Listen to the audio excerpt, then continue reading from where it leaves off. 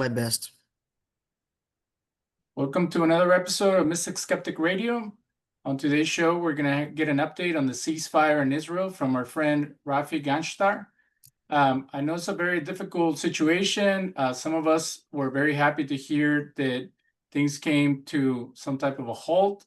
I know we have to celebrate that the hostages came back, and for the pro-Palestinian community, it would be their hostages or the prisoners of war. Some of them were brought back as well.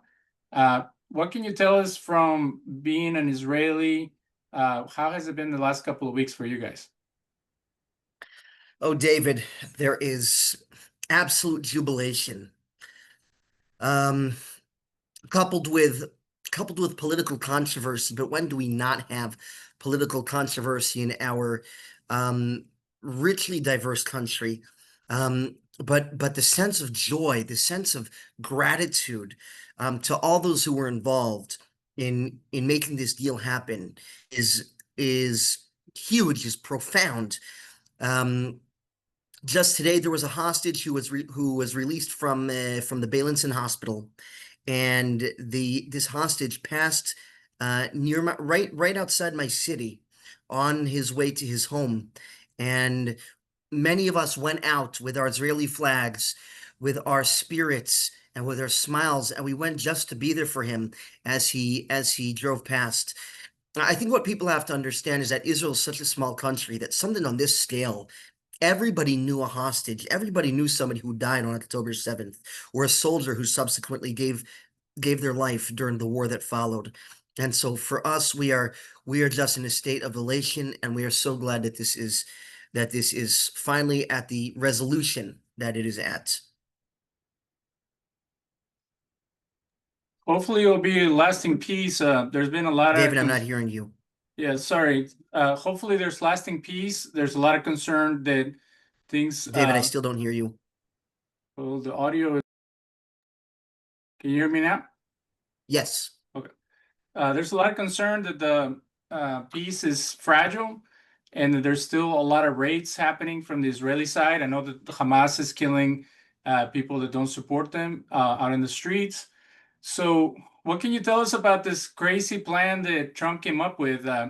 For some of us who are his critics, we feel that he's trying to please all sides, but at the same time, he's being um, different than usual. Like, usually, like a lot of people accused Biden that they would just give Israel whatever they wanted.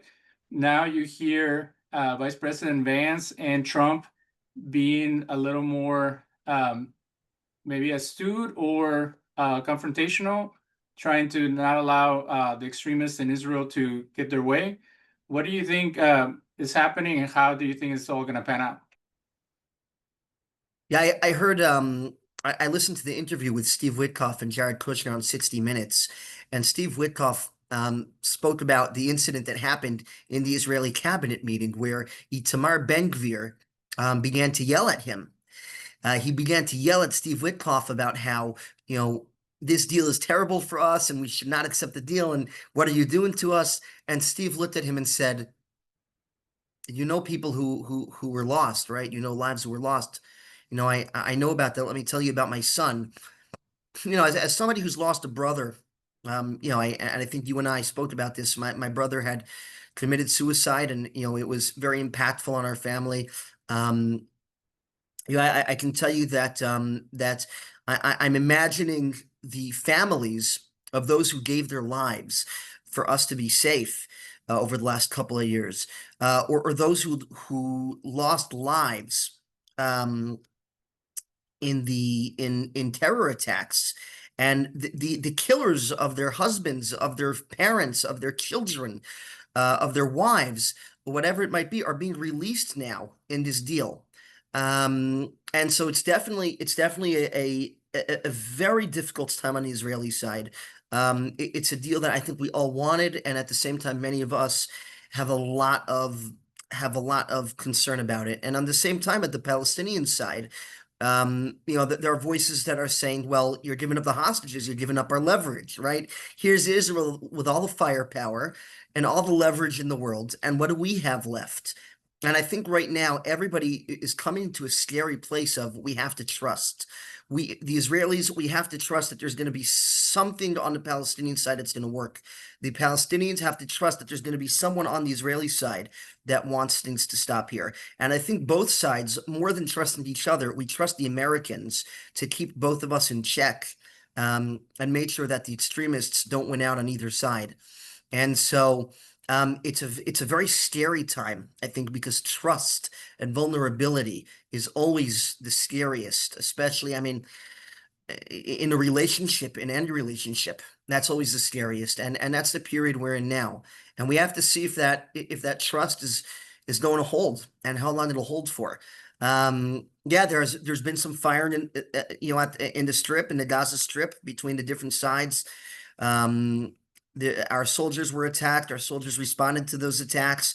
Hamas is there are public executions of their rivals. The new this technocratic government that is supposed to go in, somebody who's being proposed to lead it is actually he's not Hamas himself, but he is very sympathetic to the cause of Hamas.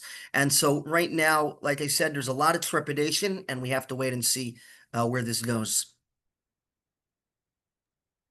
I know the peace activists in Israel uh, were very upset and they were protesting the street. A lot of the hostages, parents and loved ones were also.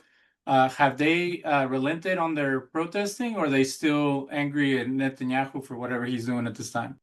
Yeah, that's a good question. I want to say that the peace activism movement in Israel has changed dramatically since October 7th. One of the biggest peace activists in Israel, his name is Gideon Levy. Gidon Levy. He's a journalist in Haaretz, and he's taken the debate stage alongside people like Mehdi Hassan to debate against Douglas Murray, and Natasha Hausdorff. He is somebody who fully sides against Israel, even though he himself is an Israeli. And he went on Israeli television and said, to be honest, my wife has changed her views since October 7th, and it's getting very difficult at home. Um, there's a lot of people have switched sides. There's been a realigning since October 7th. Um, I'll say this, that the people who were protesting Netanyahu throughout this 2-year war were protesting him prior to it as well. There was a period of political turmoil prior in Israel prior to October 7th. Netanyahu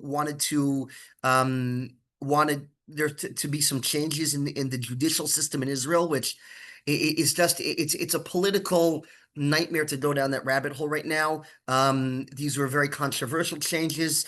I felt that they would strengthen democracy. Other people felt that they would weaken democracy. And so people were very, very upset of Netanyahu, very scared of him. And so those same people that were protesting before October 7th continued to protest after October 7th. And so I believe now that the hostages are back, I think the protest will continue. I'm reasonably certain that the protest will continue because ultimately they're very anti-Netanyahu.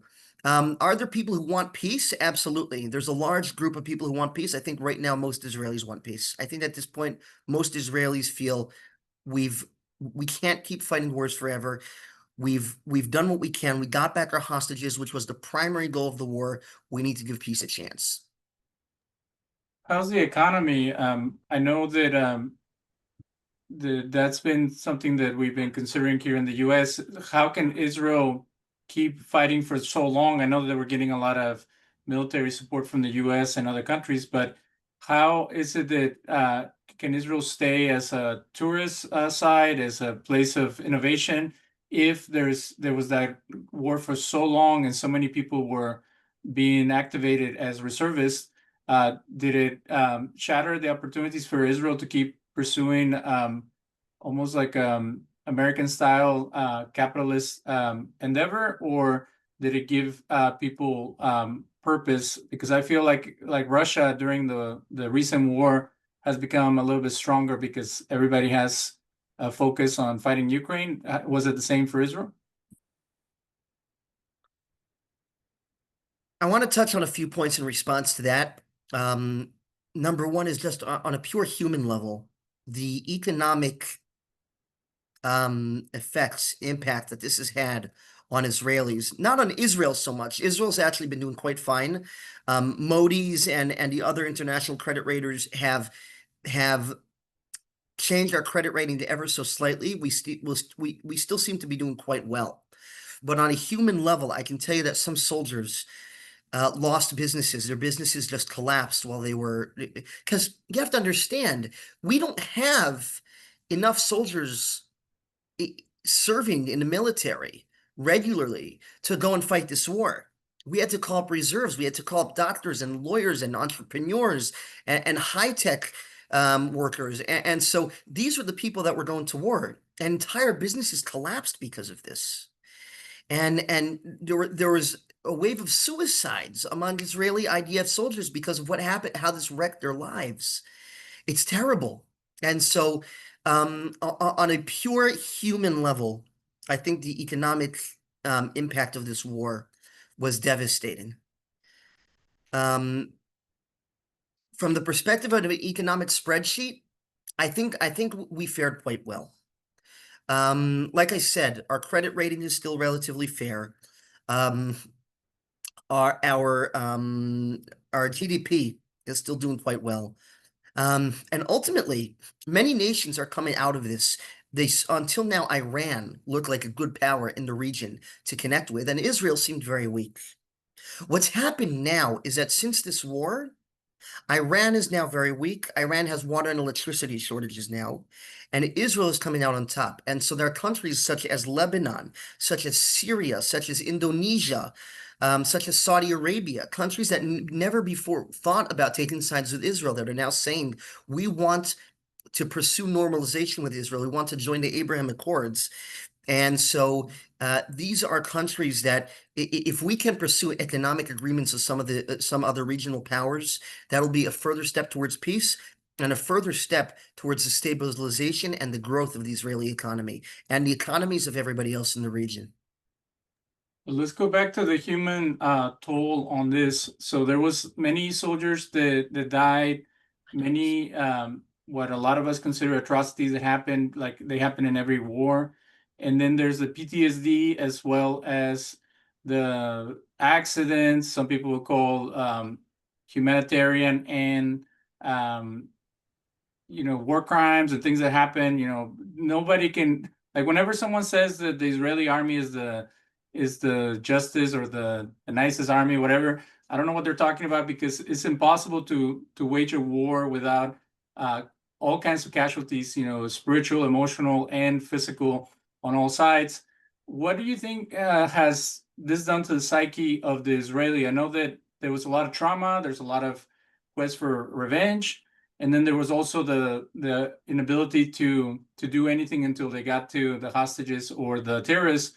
What do you think? For me, it seems like Gaza was the new Vietnam, that it tore the Jewish community apart between the conservatives and the liberals. It made a lot of questions about the existence of Israel came to the forefront. There was a lot of anti-Semitic attacks from all kinds of pundits, like you've been talking on your show. But where do you think the soul of Israel is now after all the things that happened, and how did it affect the people in the streets? David, that's an excellent question. Give me 1 second. I'm sorry. Hold on. And for our audience, Rafi does not shy away from tough questions. He's been very gracious to us regarding all these topics. We interviewed him 2 or 3 times before, and we did a very in-depth conversation about his brother struggling with suicidal ideations and losing his life to suicide. So it's been a very interesting relationship that we've been able to build. And he, even though he's very traditionalist and conservative from a Jewish and Israeli perspective, he's willing to address some of our concerns. I feel that it is unfair for American Jews to, opinion on something that we have little to do with, other than some people moving to Israel because they feel that it's safer over there, or that it is an opportunity for Jews to be protected. But I was telling the audience, Rafi, while you were gone, that you have been very gracious to share your thoughts and you haven't shied away from difficult questions. So we appreciate you taking the time to address what I just brought up. I appreciate it. I feel, it is important, if the United States feels that there's enough of an interest, of a joint interest in the United States and Israel, to be sending us aid and to be cooperating with us, then I think it's right for me to appear before the American people, um, of which I am one, and explain what's going on. I think it's very important. Um, the situation in Gaza, I mean, it's as you mentioned, it's a terrible human tragedy. It's going to take decades to rebuild. Decades. And the question is, what will be rebuilt faster? The beautiful buildings for civilian lives, or the terrible tunnels below the city of Gaza for the sake of taking life, for the sake of waging war? I don't think anybody knows right now. Right now, we're just focusing on what the Palestinians have to return to. They're returning to rubble. They're returning to cities that are not there. They're returning to a place that they once called home, and now they don't really know what to call it now. It's still home, but what kind of a home?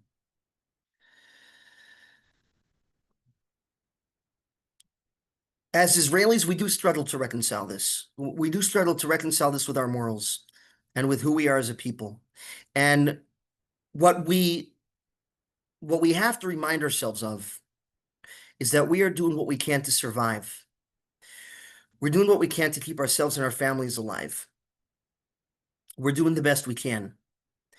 But I can tell you that I have many friends who are soldiers. As I said before, the IDF is composed not of, these highly trained 18-year-olds necessarily that are being indoctrinated in the army to have a certain worldview, but they're coming from the civilian population, people who once served in the IDF and are now being called up in the reserves. So my doctor went into this to serve in the IDF. My driving instructor went to serve in the IDF. My friends from down the block went to serve in the IDF and went to fight in Gaza. I had friends who would leave their wife and children in the morning and say, "I'm sorry, I'm going away for 2 weeks into enemy territory where I can be shot at any second.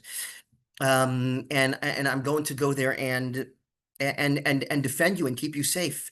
They would kiss their kids goodnight. I know I had a friend in the city where I live who told his children that I'm going to protect you, his little children, and he never came back. He came back in a body bag, and his little children had to mourn.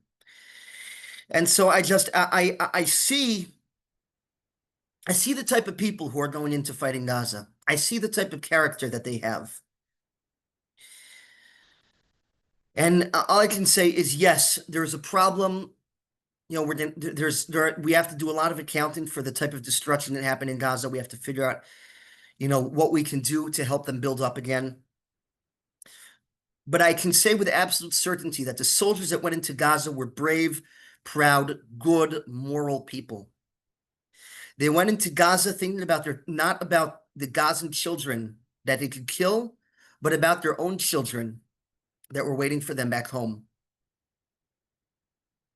The children that might never see them again because of where they're going to. They went into Gaza, and when they would go into Gaza, they would bring books with them so they continue to study. They would bring their phones with them so they continue to conduct business. And on the holidays, they would dance and they would sing. And when they would see Gazan boys, they would give them food. These are the soldiers that I know. These are my friends. These are my family. My brother went into Gaza. And I'm sure there are videos out there you can find of soldiers who are doing terrible things. I'm sure you can find that and know that the outcome for the Palestinian people is absolutely terrible. But I can tell you that many, many of us are not going there because we serve at the whim of Bibi Netanyahu And not because we want to kill Gazan children and not for any of that, but because we love life and we love our families and we love our people. And after 2,000 years of persecution, we will do whatever it takes to keep each other safe. Have you heard of anybody being tried or taken into custody for stuff that has come up here in America? I know that there's some allegations of rape and torture and all kinds of stuff that happens in Israeli jails. And then now there's some people are coming out of prison. They're showing some of the things they've gone through.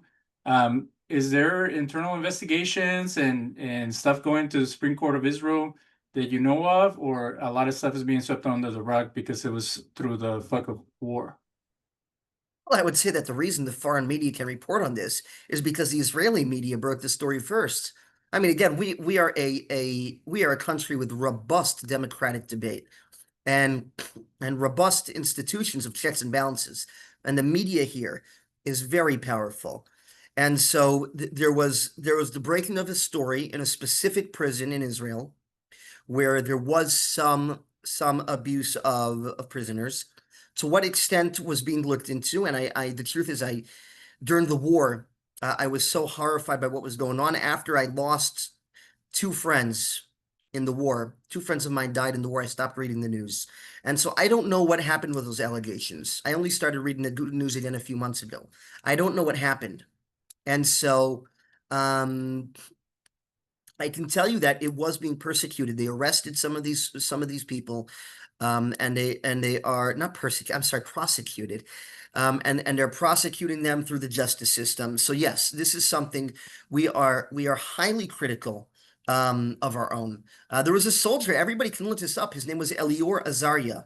This was several years ago, and he shot an Arab, and he killed him. And Elior Azaria was thrown into prison for doing so. So yes, this is an ongoing discourse in Israeli society, and it's something we deal with very stringently. Well, again, we want to thank you for this update. I know it's painful to even talk about all the stuff that took place during these last 2 years. It's been our job here on the show to try to expand people's horizons. I know we're not allowing every voice to speak on their behalf, but we're giving a unique perspective from people who are compassionate and interested in peace, like you and some other Israeli peace activists. So we just want to give people a taste of something different than what we hear from the media. It's disgusting to see how people have exploited this painful situation on both sides. I saw that British guy flipping sides back and forth, trying to on one side, show unrestrained support for Israel, and now he's showing unrestrained support for the Palestinian cause. And nowhere in there did he talk about peace or bringing people together. It's just trying to anger people and getting them riled up and inviting all kinds of anti-Semites and lunatics to his show. So you can He, see he, that. he likes he likes to invite the lunatics on his show. He has one of the biggest platforms in the world. But he's been talking very highly about, and he's been speaking very highly about the peace deal, and about President Trump's role in it, for what it's worth. Okay. Did you see that AI video where Trump, like the Antichrist, they make a statue of him and he builds the third temple, and then all the famous people are in it and they're all dancing and happy? For some reason, it made me happy to see the interest in peace, but it was very exploitative and very sickening that now that we're putting Trump as the king of the world for making this happen. I will give him props for using the art of the deal. I don't even know how. Everything else he's done has flopped really bad. So I hope that with the leverage that the U.S. has, with all the power and financial and military might, that they will be able to keep things peaceful for as long as possible. Thank you. Listen, I'm not here to debate American politics. I am an American citizen, and so I follow American politics very closely. So I'm not gonna debate with you whether or not Donald Trump has had successes in other areas. What I will say is that everything he's done in regards to Israel has definitely been everything in regards to the Middle East. He's definitely had the touch of gold. The Abraham Accords that came about in his first term brought about a certain normalcy to the region that was unprecedented. And the economic and security ties now between Israel and countries like Bahrain and the Emirates. There were countries when Iran shot hundreds of ballistic missiles at us about a year and a half ago. They were unprovoked. There were countries that had normalized relationships with us in the Abraham Accords, assisting in shooting down those ballistic missiles and keeping our people safe. And so, where I'd say, for all his flaws, and again, I'm not gonna comment on internal American matters right now, but he's been tremendously beneficial, not just for the Israelis, but for the entire Middle East as a whole. Okay, fair enough. We will leave it at that. Again, thank you so much for joining us and giving us your perspective. And we'll see you next time. We will be moving on to another segment of our show. Thank you again for being with us. Rafi, if you can log out, please. Thank you, David. All the best. Thank you.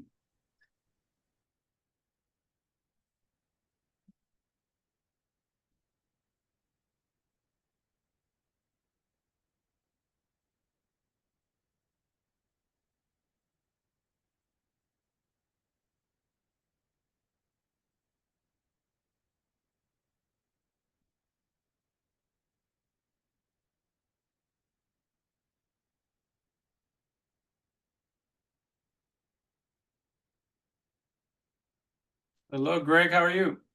Okay, I'm so sorry about this. It's okay. Just give me a minute to see if I can get a hold of the other guest. All right, okay. Thank you.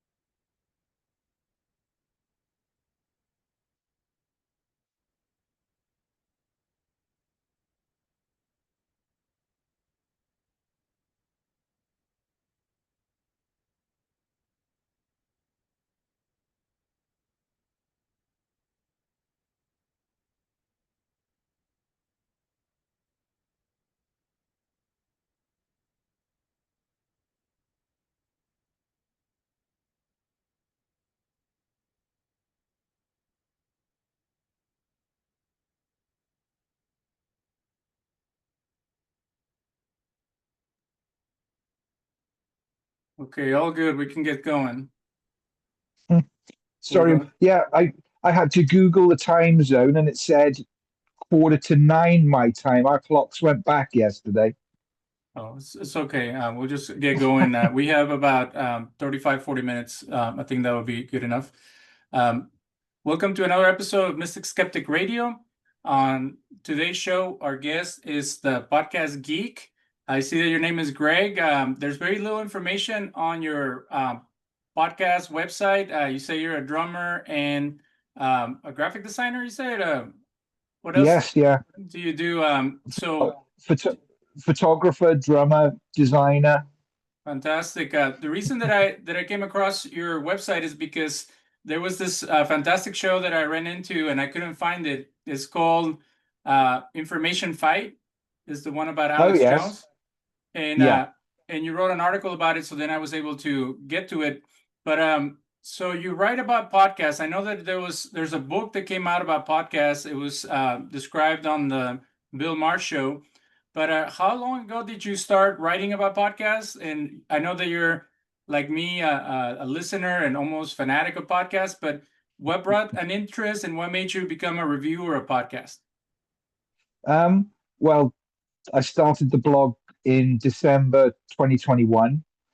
Um, I'd actually been offered a job writing reviews for an existing blog already, but that fell through, and I had a load of half-written reviews done, including some podcast ones. And thinking about blogging, I thought, well, I may as well start my own.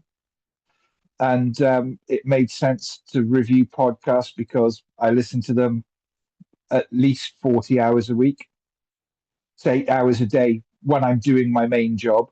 I listen all day, every day, and a lot of time on weekends too. So, and there's a lot of shows out there, and I like to think that I can influence people one way or another. But I'm always the first to admit I might be wrong. Taste is subjective, you know? Well, I want to get your opinion. I know you have different categories, but the ones that I have a hard time listening to are the murder ones. And Yeah, I just feel that they exploit people suffering and that they go into too much detail. Even the shows on Netflix where they do a documentary about the guy in LA that used to shoot people in the head and rape them and stuff like that. I find that very disturbing. And then when you're listening and they're trying to describe the scene, it's like almost listening to a Stephen King story where he's telling you every detail about somebody getting attacked. I find that very yeah. disgusting. Do you get the same kind of uneasiness about those kind of podcasts, or do you enjoy listening to people getting strangled and maimed and stuff? um, I don't enjoy listening to people getting strangled and maimed. I find it very interesting. A lot of the a lot of the true crime stuff that I listen to is geared more towards how the police didn't do their job properly. So um, that I don't tend to listen to a lot of true crime. The true crime, well, murders, then, should we say? A lot of the true crime I'd like to listen to are cons and scams and things like that. I have reviewed a lot of um, shows that deal with murders. In fact, I was working on one. I was going to do 4 series of a podcast called Monster, all in one go. But it fascinates me not the death and the cruelty, but how a lot of times the police are quite willing to ignore quite obvious evidence when they have somebody who they want to arrest for the crime. They've already made their minds up. And a lot of the true crime podcasts deal with that side of things, people being arrested and sent to jail for life who there's no real evidence against them, and people subsequently get arrested 30 years later. And you think, well, the guy's lost 30 years of his life in prison, you know? When he went into prison, there was no mobile phones or internet or electric cars, you know? It must be like coming out of a time capsule. And then it's just a case of, we'll give you some compensation, sorry. And I find that more interesting than the actual crimes themselves. It's not the physical aspect of the crimes, it's the crimes against innocent people who get charged for things they didn't do. In your opinion, is it laziness, incompetence, or being pushed by the community to resolve the crime quickly? It can be all of those things. It can be all of those things. And um, I, I think incompetence, it's easy to label them as incompetent um, because there's always a very visceral reaction when they get something wrong. Um, but everybody can make mistakes. But I guess if you're in law enforcement, your mistakes cost more. There is obviously a lot of pressure. You listen to the shows, there's a lot of pressure from the public to bring an end to the case. And sometimes there'll be some guy who lives out in the woods on his own, maybe, or um, it's an easy fit. There may even be some coincidental similarities, you know, and all the while the actual killer is walking free, and he might even stop killing for a while because he obviously, if they arrest someone and the murders still happen, then something's going to happen. So maybe he'll move on or whatever. But yeah, it's that it's that side of the cases that I find uh, gripping. There obviously are people out there who want to hear all the gory details about who did what to who, um, and there's no escaping that. Unfortunately, in the true crime podcasts, there's no escaping the fact that these things happened, and they have to describe them. Um, but for me, I'm more interested in the fact that a lot of times people will get arrested before the actual killer gets arrested. Well, I know you've been doing a lot of reviews of spooky podcasts because of Halloween coming up, but before we go there, I wanted to get your opinion on comedy podcasts. Have you done much with comedy, especially American comedy? There's some fights going on, some political issues tied into comedy. I know the Uh, Riyadh Comedy Festival was very controversial. Tell us what you've done on that type of podcast. um, well, regarding comedy, um, I don't actually tend to listen to too many comedy shows. I listened. Knowledge Fight was very funny. I did enjoy listening to that. Although just I Joe Rogan, to be fair, was my introduction probably into podcasts back before COVID and all of his more woo ideas. Because he was interviewing people who I like to listen to, musicians, authors. I'd even listen to people like David Goggins, who was the ultra athlete. I found all that stuff really interesting, and I can't throw too much shade on Joe back then because without him, I probably wouldn't listen to podcasts. But um, yeah, Knowledge Fight, it gets tiring. Oh, that's about Alex Jones. Sorry. Well, I have a beef with Yeah, Joe Rogan because of Alex Jones. We did a whole show with some of my friends who were big fans of Alex Jones, not of Alex Jones, of Joe Rogan, because yeah, I listen a lot to Tim Dillon, and he's a comedian as well, and he's rose in popularity during COVID. And him yeah, and Joe Rogan were defending Alex Jones as the greatest man that ever lived, that everything he's ever prophesied has come true.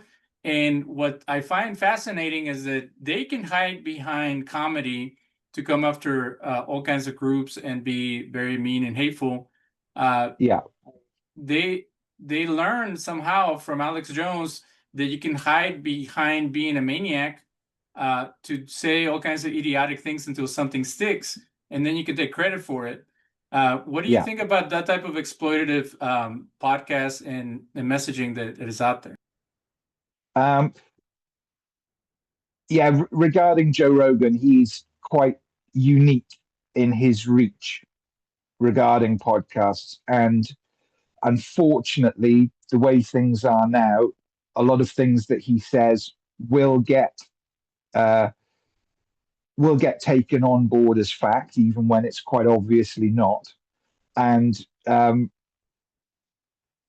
there have been cases where he's interviewed he interviewed that archaeologist Flint Dibble, who criticized all of Graham Hancock's stuff. And of course, Joe Rogan and Graham Hancock are best buddies, and they did their best to destroy Flint Dibble's career. But thankfully, he's made of sterner stuff, even though he's ill, and took it all. You can't argue with facts as much as people like Joe Rogan would like to. But yeah, going back to the comedy podcast, I was thinking of the No Rogan podcast, as you mentioned earlier, which is very good. Um, yeah, regarding comedy podcasts, I listen to a lot of British comedy because I'm British. Um, so a lot of my time is taken up with that. Um, there are American comedians who I like and some I don't, and I'm always willing to give new shows a go. And if you have some recommendations, I will certainly check them out because I will take suggestions from anywhere of things to fill my days up with.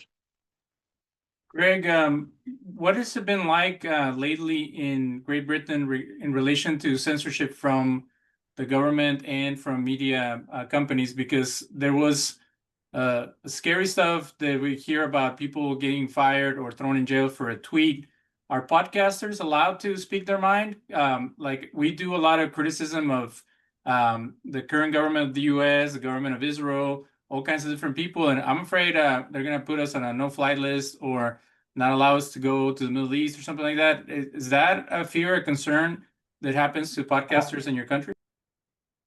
Um, I wouldn't be as worried for the podcasters in my country as I would be for the podcasters in America, because as much as people compare our governments, they aren't really the same yet.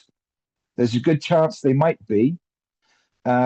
And obviously, I suppose I'm hearing biased news coverage in this country about America, and you're hearing biased coverage about our country.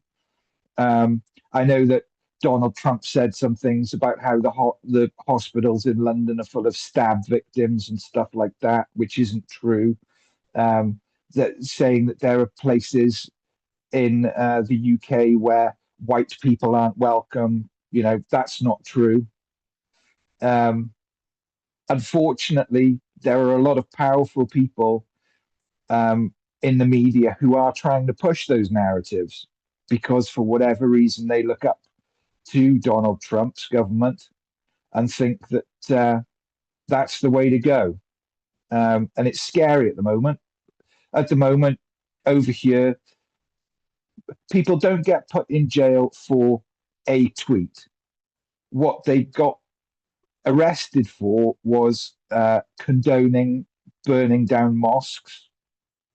Um, at the moment, there's a lot of controversy because the immigrants coming over here are put in hotels, which the residents of this country get upset about.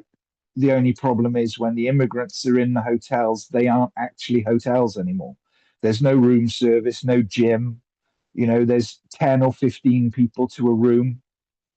They get hardly any money to live off because they're not allowed to work. They're escaping a war zone, and there are people trying to pour petrol through the letterboxes. Um, and people who condone that kind of stuff are getting into trouble because they're in the public eye. Unfortunately, there have been quite a few politicians who've done that in the more right-wing parties over here, and you know, obviously the freedom of speech is a great thing, but freedom of speech doesn't mean freedom of consequence. Well, So you so you know why would you want to waste freedom of speech on spreading hate? we'll tell that to Facebook, Instagram, and TikTok because being Jewish, I just see all the demonic neo-Nazi and crazy stuff coming out. And there was a time where the Jewish organizations came together and they threatened YouTube and Facebook, and they said, we're going to start boycotting and talking to your advertisers. So you start, canceling those accounts and blocking people. And then Musk and everybody started saying that was freedom of speech, whatever. And then they let them all out, and now it's nonstop. And then they're trying Yeah. to prosecute anti-Semitism, which I find even counterproductive.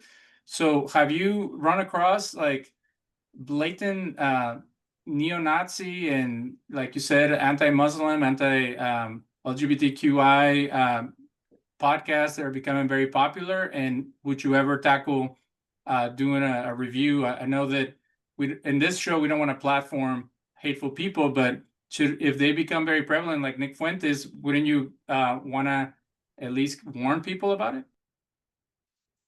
I think it's a hard one, and I did get contacted by a producer who made a right-wing audio drama that he wanted me to review. and I was in. I wasn't really sure whether I should do it or not because I am left wing, certainly left wing. Um, but I listened to the show, and it was basically a veiled anti-vax message. Um, it was lots of poking fun at people who've been vaccinated. It was about health food or something like that. I can't really remember, but it wasn't very good. And I reviewed it as such. Um, I don't, as much as it's important to condone that stuff, like you don't like listening to stories of grisly murders. I don't think I could sit through a far right podcast and listen to all the hate just for the sake of reviewing it and warning people about it. I don't think I could. I've never been in that situation, but I don't think I could do that. Even, even like I say, even to condemn it. I hope that there are enough level-headed people left in the world who would know. You know? Have you come across the Dave Smith podcast? No. So he was recommended by Joe Rogan that, like, if you want to know about the Middle East, you want to know about Gaza, Israel, listen to him. And I couldn't Right. get through it because he's such a libertarian that he was talking about being friends with Glenn Beck and all kinds of atrocious people. But then I saw him on a debate with Cenk Uygur and two super conservative Jews, and he actually did a good job, and he had some really good points. So it's sometimes hit or miss with people, and I guess it could be the same for Joe Rogan. He can ask really good questions. He can engage some really some topics, and then he goes off the deep end with some other stuff. So do you feel like sometimes we have to pick and choose, what we listen to with our favorite podcast? Absolutely. And I've I've made a bit of a name for myself now as um, representing independent podcasts rather than mainstream ones. And I suppose I did because a lot of the mainstream shows like Joe Rogan get enough reviews. Um, so I don't listen to that much mainstream stuff, to be honest. So that's why I never heard of Dave Smith, I suppose. But I like to think that people are discerning enough. But then I tend to see the best in people. You know, there's a lot of knee-jerk reactions in politics at the moment where if you say one thing, there's no gray area. It's very binary, you know, and it's easy to make sound bites and political points. And Joe Rogan will say whatever he thinks people want him to say, and until he gets called out on it, and then he'll change.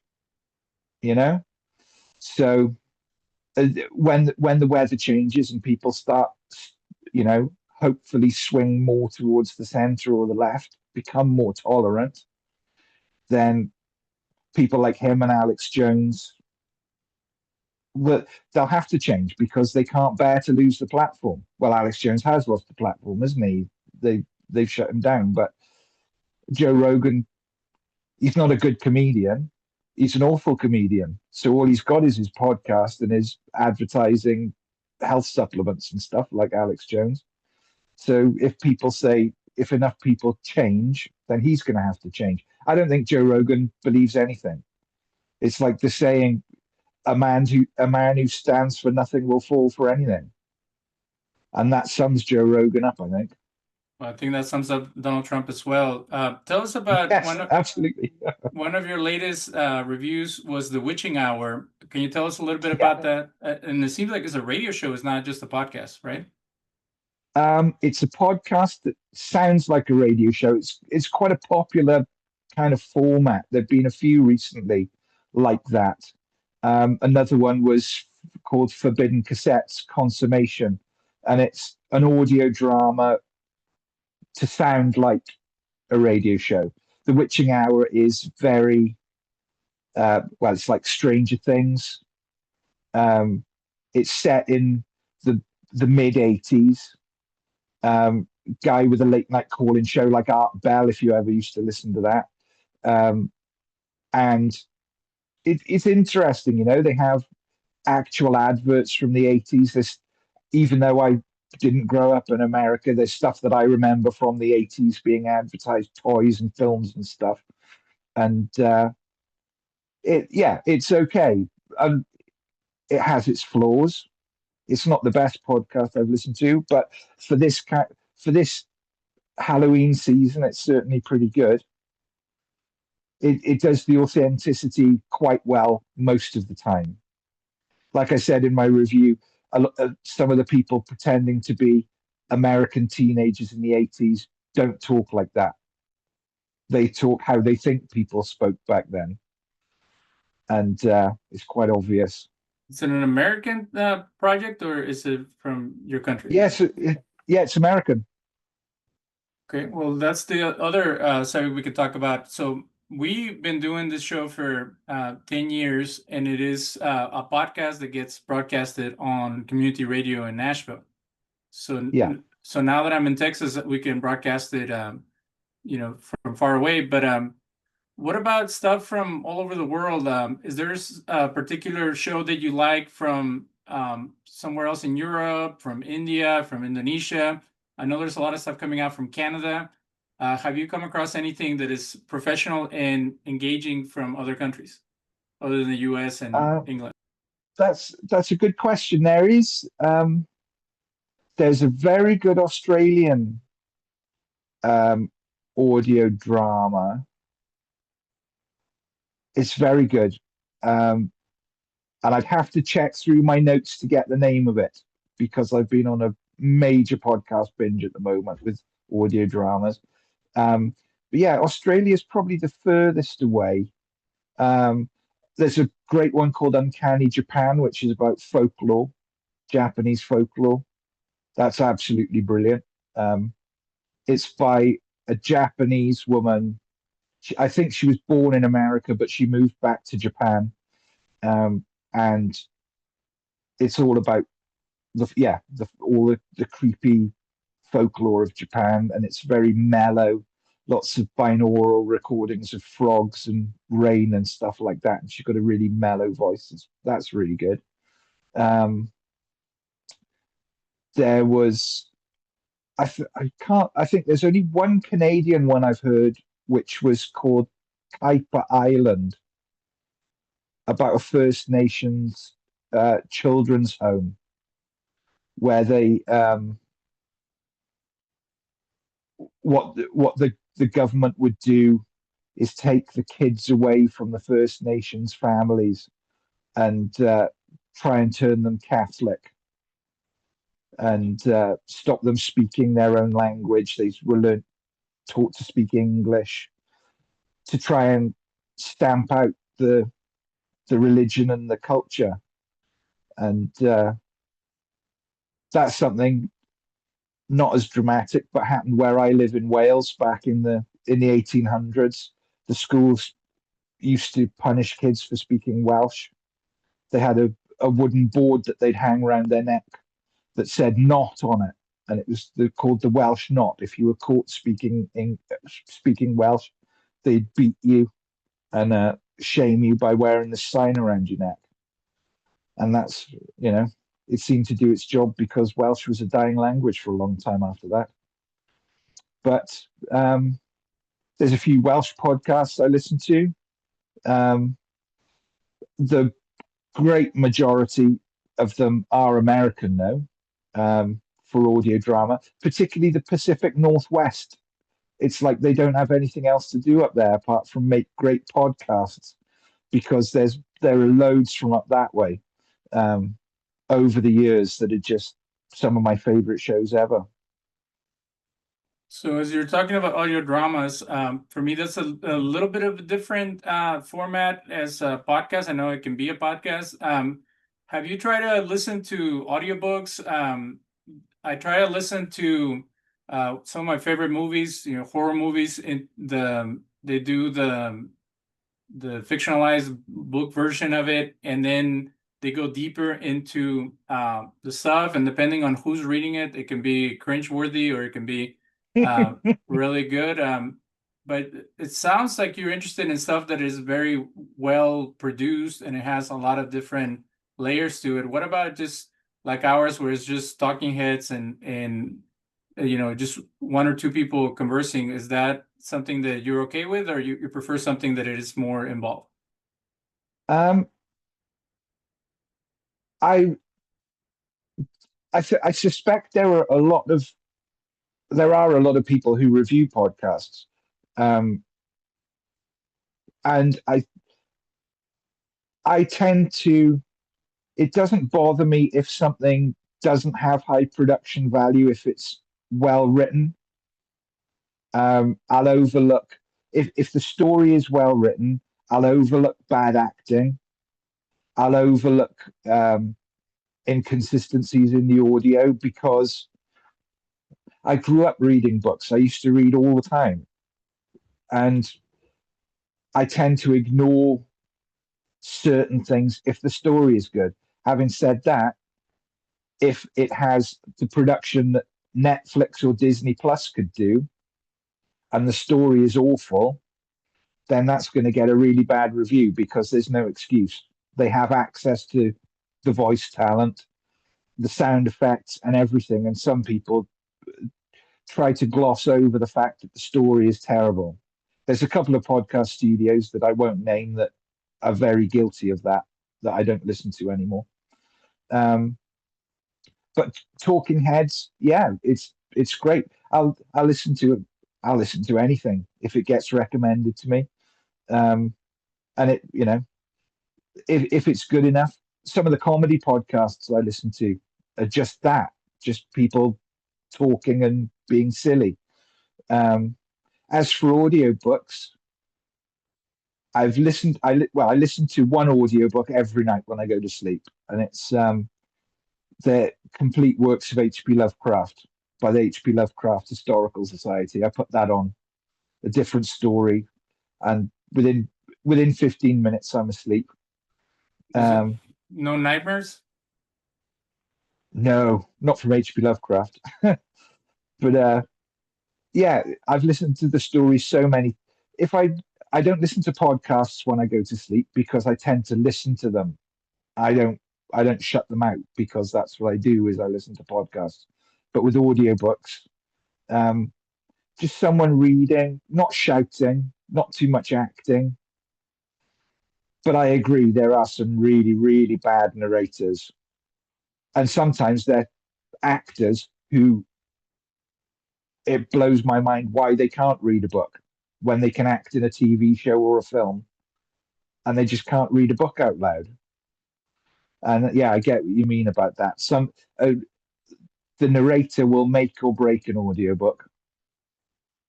Have you run across AI generated content? Now, I struggle, like, I don't stutter, but I do a lot of pausing and being unsure while I'm talking.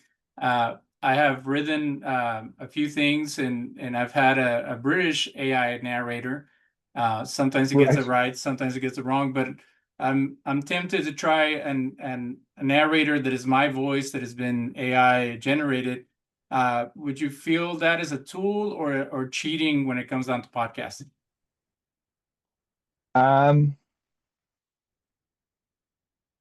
it depends. It depends what you do with it. As a rule, um, I don't agree with AI for anything creative. It has its uses. There are scientific discoveries that have been picked up by AI that are just fantastic. Um,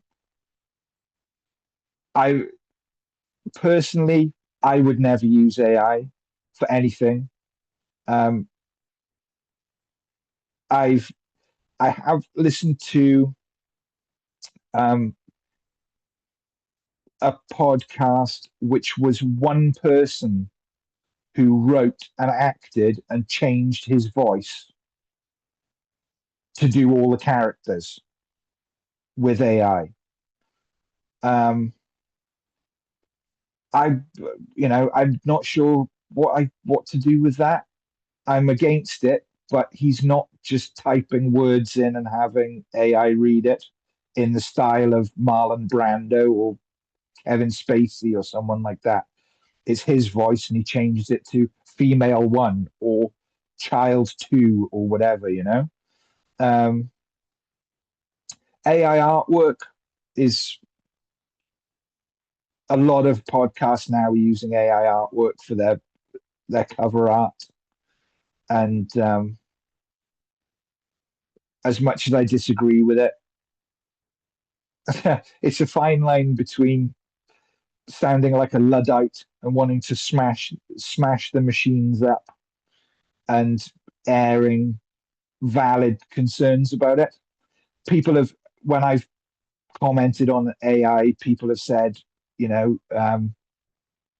use it like you do, because you have your pauses and things like that. If it's your work and you're using AI to do something like just change your voice, I can't argue with that really. It's your work, it's your words. It's no different from one of those plastic megaphone things that you hold up to change your voice. But yeah, I listen to a lot of anti-AI podcasts. There's one called Better Offline that for the last year or so, every episode is a half-hour frothy mouth rant about about Claude and Chat GPT and stuff like that. And I agree with a lot of it, but I can't take somebody's I don't want to say crutch because that sounds a bit harsh, but if you need it to make the best of your work, then I guess you've got to go for it. What I don't like is when people, particularly bloggers, I'm on Reddit a lot, on the blogging subreddits, and they want to use AI to write blog posts for them. Then you're no longer a blogger. No, exactly. You can't call yourself a writer if you type a prompt in and say, I want 1,000 words reviewing the new Sony TV or whatever. And the problem is, if it makes mistakes, you're not in a position to fix them. You have to know how to write to know when the AI gets it wrong. So the last question, I forgot it, but do you monetize your work? Has there been any financial benefit from writing about podcasts? I wish there was. No, I've made, well, since December 2021, I've made less than $150. And I have a Ko-fi button on my blog. If somebody reads a review and they like it, they can buy me a coffee on there. And I've had some people do it. A lot of the time it's family members. But occasionally I've had people be gracious enough to throw me a coffee on there. I've had people send me stuff. I've reviewed podcasts and have people send me things as a thank you. But no, I don't make any money from it at all. It's a habit now. My Sunday mornings is getting the blog. When I have 5 minutes in work during the week, I'll start chipping away at a post. Sometimes it'll take an hour to write a post. Sometimes it'll take a month, depending on how easy I find it to put my thoughts down. but no, it's just because writing is what I do. That's not, if somebody offered me money, of course I'd take it. I'd be stupid not to. But no, I don't make any money from it. Thanks is all the payment that I need. We're gonna have to leave it at that. People can find Greg's podcast review blog on podcastgeek.blog. And real quick, what is Tall Tales and Ripping Yarns, your tagline? That was actually about one podcast episode in particular. The podcast was called Darknet Diaries, and the episode, I think it was episode 6, called The Beirut Bank Job, and it was about a security expert whose job it was to rob a bank to test the security out. And he was in Beirut and robbed the wrong bank by mistake. And it's one of the all-time best podcast episodes ever. And that's where Tall Tales and Ripping Yarns came from. It's just gripping stories, and that's what I like. Wonderful. Thank you, Greg. Everybody check out his podcast, and maybe you can write a review about ours as well. I will certainly check it out. I listened to one the other day. Thank you very much. Thank you.